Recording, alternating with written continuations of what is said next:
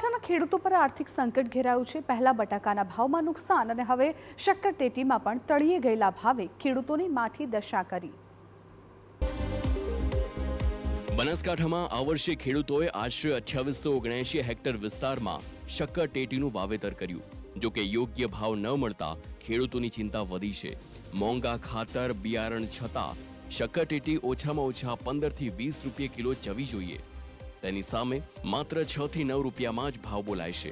ખેડૂતોને 50% નુકસાન જાય તેવી સ્થિતિ છે। અમારે મિનિમમ વીઘાએ 60 થી 70 હજારનો ખર્ચો થાય છે, એની સામે 40 થી 50 હજારની ઉપજ થાય છે। અત્યારે બિલકુલ ખેતરમાં ભાવ તો છે જ નહીં, પણ માલ પણ બજારની અંદર ખપતો નથી।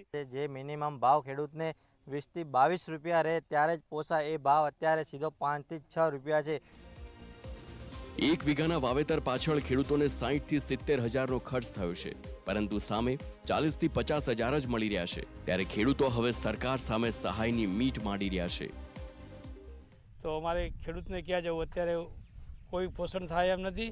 તો સરકારશ્રીને વિનંતી છે કે ભાઈ આના અમારે કંઈ પગલાં લેવા જોઈએ અને બારે ક્યાંક એક્સપોર્ટ કરે। તો અગાઉ બનાસકાંઠામાં બટાકાના પાકમાં પણ ભાવ નહીં મળતા ખેડૂતો નુકસાનીમાં હતા, ત્યારે હવે શક્કરટેટીમાં પણ આર્થિક ફટકો પડ્યો છે।